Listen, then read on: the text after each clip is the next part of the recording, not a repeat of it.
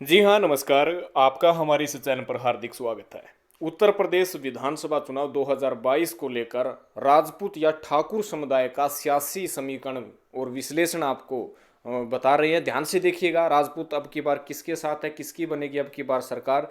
ध्यान से इस वीडियो को शुरू से अंत तक देखें। चैनल को जरूर सब्सक्राइब करें। कमेंट करके जरूर बताइएगा कि अब की बार उत्तर प्रदेश में किसकी सरकार बनेगी, कौन बनेगा उत्तर प्रदेश का अब की बार मुख्यमंत्री। आपके कमेंट ज़्यादा से ज़्यादा आने चाहिए ताकि हम सर्वे के आधार पर पिक कर लें। तो आपसे आग्रह है कि वीडियो को भी शेयर कीजिएगा अपने फेसबुक और व्हाट्सएप ग्रुप में।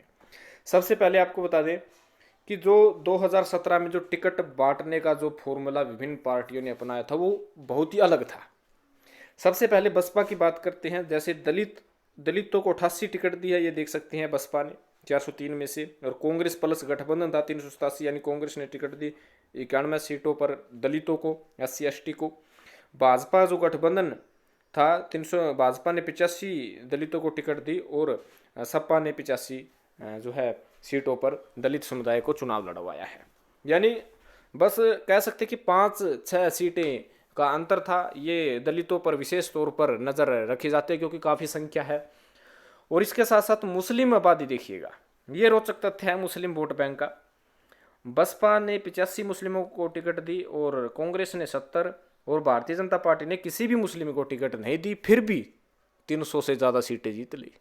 हालांकि 143 सीटों पर मुस्लिम बहुल क्षेत्र है, वहाँ से भी भाजपा जीतने में कामयाबी हासिल की क्योंकि मुस्लिम वोट बैंक बसपा, सपा और ओवैसी व अन्य पार्टियों के बीच में डिवाइड हो गया और भारतीय जनता पार्टी को आसानी से सत्ता प्राप्त हो गई। ये देखिएगा सपा ने 80 लोगों को टिकट दी। अब देखिएगा ओबीसी की राजनीति किसे कहते हैं, भाजपा से समझने लायक है। ये देखिएगा बसपा ने 113 सीटें दी, कांग्रेस ने 110 ओबीसी को टिकट दी और 128 भाजपा ने टिकट दी और 119 सपा ने टिकट दी। 2017 का जो भारतीय जनता पार्टी का जो रणनीति थी वो आपको बताएंगे। पहले आप टिकटों के बारे में समझिएगा। ब्राह्मण में 74 बसपा ने टिकट दी थी, 45 कांग्रेस ने, 73 भाजपा ने और 50 सीट सपा ने दी थी। और ठाकुर की बात करते हैं। ठाकुर बसपा ने 33 ठाकुरों को टिकट दी थी, राजपूत को टिकट दी थी 59 कांग्रेस ने टिकट दी थी, 74 सीटें राजपूत को भाजपा ने टिकट दी थी, 45 सीटें सपा ने दी थी। और अन्य आप देख सकते हैं, अन्य भी आप देख सकते हैं। 2017 में भारतीय जनता पार्टी ने विशेष तौर पर फोकस ओबीसी वोट बैंक पर किया था क्योंकि ओबीसी से कोई बड़ा नेता निकल कर नहीं आ रहा था। और इसके साथ साथ राजपूत या ठाकुर, जिसे राजपूत भी कहते हैं ठाकुर भी कहते हैं कई जगह, केवल उत्तर प्रदेश में ही राजपूत या ठाकुर नहीं है।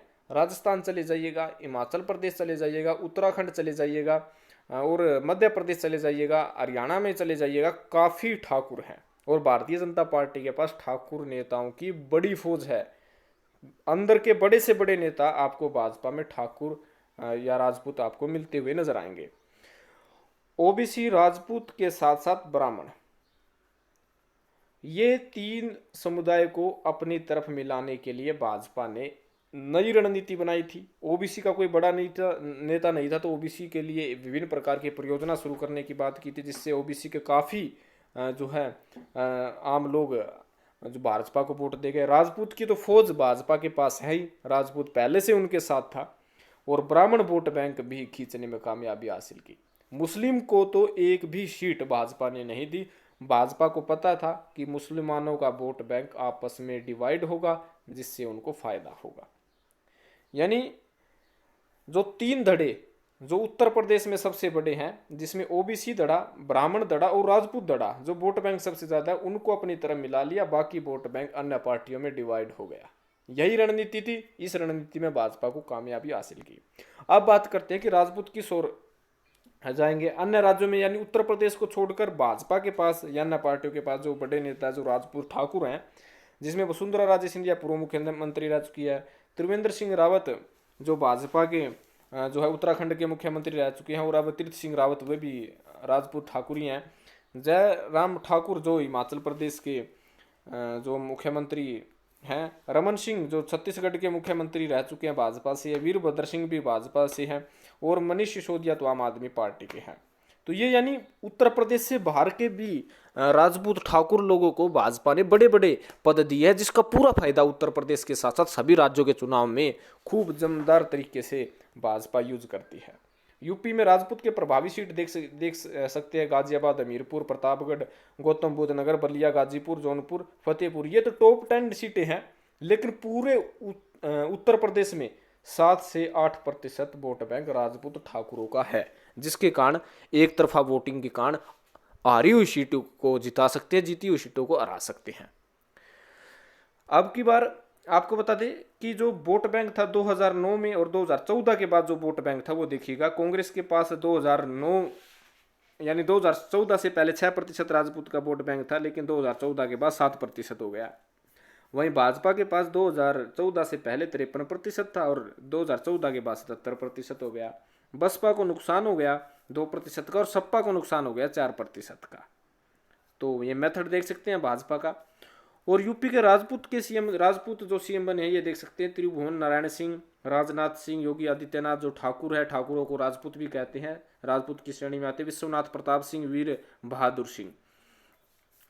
और ये देख सकते हैं यूपी के राजपूत नेता विभिन्न पार्टियों के, बीजेपी से है राजनाथ सिंह, योगी आदित्यनाथ, देवेंद्र प्रताप सिंह, पंकज सिंह, जगदीप पापाल, वीरेंद्र सिंह मस्त, लल्लू सिंह, सुरेश राणा, संगीत सोम, ब्रिजभूषण शरण। और बसपा से है सुधींदर भदौरिया, समाजवादी पार्टी से नीरज शेखर, ओम प्रकाश सिंह, पंडित सिंह, अरविंद सिंह गोप। और कांग्रेस से अखिलेश प्रताप सिंह, संजय सिंह, रत्ना सिंह, अमिता सिंह। और अन्य पार्टियों में देख सकते हैं रघुराज प्रताप सिंह उर्फ राजा भैया, अमर सिंह जो जिनका देहांत हो गया, अच्छा खासा प्रभाव इनका उत्तर प्रदेश में रहा था। और यूपी में भागीदारी की बात करें तो यूपी में जो 6 योगी सरकार में 6 राजपूत या ठाकुर समुदाय से लोग हैं और 325 विधायकों में से 56 विधायक राजपूत भारतीय जनता पार्टी के हैं। और सांसद के तौर पर 14 सांसद जो है राजपूत ठाकुर समुदाय से है। तो आप देख सकते हैं कितना जोर है। फिर से भारतीय जनता पार्टी राजपूत समुदाय पर आराम से जो 7 से 8% में से 5% वोट लेने के लिए आश्वस्त है। कहीं ना कहीं सपा बसपा व विपक्षी पार्टी को यदि अच्छा माहौल बनाना है, राजपूतों को अपनी तरफ खींचने के लिए कहीं ना कहीं टिकट का बंटवारा अच्छे से करना होगा और भाजपा की रणनीति को समझना होगा, क्योंकि भाजपा पूर्णतः फिर से ओबीसी वोट बैंक और जो कह सकते हैं कि ब्राह्मण वोट बैंक और इसके साथ साथ जो राजपूत वोट बैंक है, इन तीनों पर सेंधमारी की आशंका व्यक्त करिए। इन तीनों को फिर से अपनी तरफ करने के लिए पूर्णतः कोशिश कर रही है।